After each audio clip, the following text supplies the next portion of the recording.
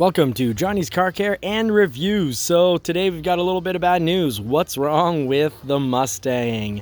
Will I be able to fix this? Well, it's under the hood. Thanks for pointing that out, Mary. So, I'm going to show you how to not blow your motor. It ran hot driving it home, and here's a little trick. If you're running hot, throw on the heater on max, throw your heat to max, put your fan on high. Burn your feet, burn your face. It's going to be unpleasant, but let's not pop that motor. So let's jump right in. Also worth mentioning, now that the thermostat is done and it's still getting hot, definitely the fan, and being that the top radiator hose, which is the hose that brings the cool radiator fluid to your engine, is quite hot and doesn't have very much pressure in it. I can squeeze it quite easily. Looks like I'm going to have to do that water pump install with one of my buddies, one of the mechanics, so we'll do that some night after work. So I just wanted to add that to sort of conclude everything. Problem solving. Don't ever trust when you buy a new vehicle. Don't trust what the previous owner tells you. Check engine turned on from this little bit of heat. So of course, it's always important to own your little lie detector test that you plug to the vehicle that lets you know what's going on. So I'm going to jump right on that tomorrow after work. So don't trust the previous owner. They'll always tell you mostly that the car is perfect, or they'll throw one or two little things at you and they won't tell you what really worries them. Now, if you pick up those things, that makes for a good negotiating point. Well, you know what? Your car is running a little warm. I'm going to pay it at, whatever you feel you can get. Whatever you guys can agree is a fair price for the vehicle at hand. And of course, if the deal doesn't work for you, always walk away. Now, I priced what I thought this repair would cost, and I still thought I was getting the vehicle at a good price, a good deal that I could flip a bit of money on. So stay tuned. You'll find out whether I'm going to lose money. Am I going to make the bank or break the bank on this one? Stay tuned. We'll find out if this is part of the Bronco first year's payments. So there is absolutely no need to leave the hood of this closed. Ran home hot. Mostly was around the M, the R and the M, because I did run the of normal. So the word normal, around the R and the M. Ran the vent on high, heating on high. It was unbelievably unpleasant. My feet are burnt from that hot air. And now that I'm home, I'm lifting up the hood. Let the as much cold air get in there as possible. So I had a feeling this would happen. The fan here never turned on. So right down here, the fan's all in good condition. So we're just gonna have to change that mechanical unit that turns the fan. It could be electrical wiring. It wouldn't surprise me. A lot of the electrical wiring, I just put on new tape because there were actually some wires that were slightly spliced. Had a wire over here slightly spliced, so quick tape before running home. Did a little tape up there. At least those wires didn't have metallic wiring spliced, but you never know what the previous owner has put the vehicle through. You don't know how they've kept it. Things to check, things to jump on right away. There is an oil filter down there that I do not want to see those words on my car, so I'll be taking care of that pretty quick. But we've got the new, we flushed the radiator, we put in the product, cleaned out the radiator. No need to change that, it's not leaking. And beyond the radiator flush, also did a thermostat, because thermostat on an old muscle car like this is going to run you about $5 to $15, and it can definitely keep you, it lets your engine get cooled off, because basically what was happening, I needed a thermostat, because right here this tube wasn't filling up with liquid whatsoever. So the thermostat was staying closed. That was right in there, so pretty easy. Of course, when we took the little metallic unit off here, we brushed down with the brush, kind of like someone had stuck on just silicone paste. So we brushed that off. We put on the proper gasket, which is kind of a paper cardboard gasket. You see the new gasket that we threw on right there. So we're just solving one problem at a time, and we'll have this puppy going good. Right now I'm feeling vibration in the front wheels when I brake. So looks like we'll need to throw on some new discs. And with new discs, we should get rid of that vibration. If not, we'll problem solve. Could be that the mags need to be worked on.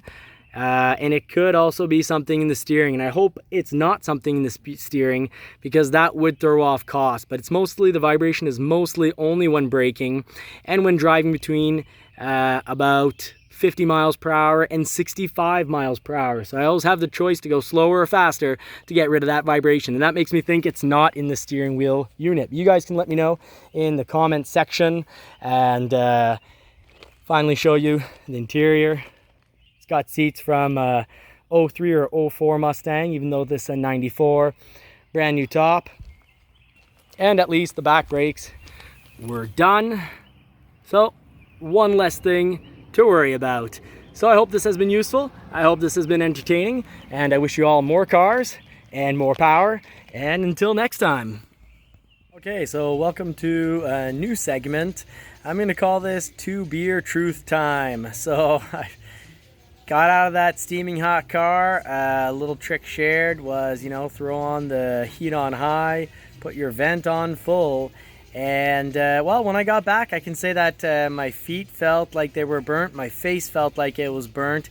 And I needed to jump in the pool and cool off with 2 nice Molsons. Good little Canadian beer. And well, here it is. When I inspected that car, I did it at, you know, about 8 o'clock at night. It was right after dinner. I saw that car for sale while eating dinner, and I had my 2 beers with dinner. And I did not bring my sensor because the guy over the phone told me that there was no check engine, and there wasn't when I showed up. But I had also asked over the phone, you know, does the vehicle run a little hot? Thought, you know, I'd ask the question softly, and figured that, you know, if anything, it would give him a chance to say, oh yeah, well, you know what, it runs a little hot. So it is something that concerned me, but my main concern was just to know if it had ever really overheated, because that would be very serious. However, the big stuff, exhaust was clean, no colors, no blue, no black. Exhaust smelled fine, so it didn't seem like there was a head gasket issue. And I spent about 40 minutes examining the frame, because that's the big one. You know, you can have a car that's in perfect mechanical order, but if the frame's finished, you've got nothing. You've got, you're throwing money to the wind, my friend.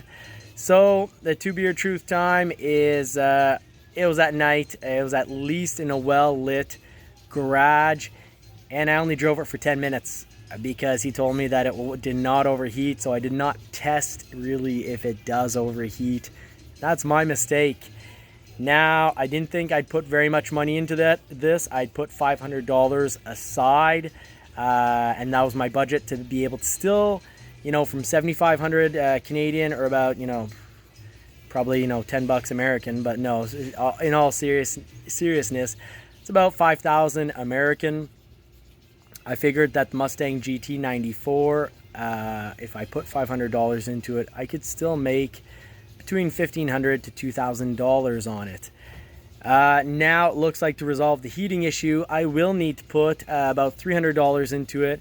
You know, I've got the $50 pump plus shipping, so $60 pump. I've got a $10 heat sensor. And other than that, I've got the thermostat at $15. Radiator, I did check. It did not leak. The engine is absolutely fantastic. And, you know, I'm doing this channel because I want to help you guys have a little fun. You know, when we see people buying Ferraris and Bentley Continentals with the idea of, you know, showing you how to have fun with these vehicles, you know, that's like, I'm never gonna go to the moon, and I'm never gonna be a Hollywood star dating other Hollywood stars.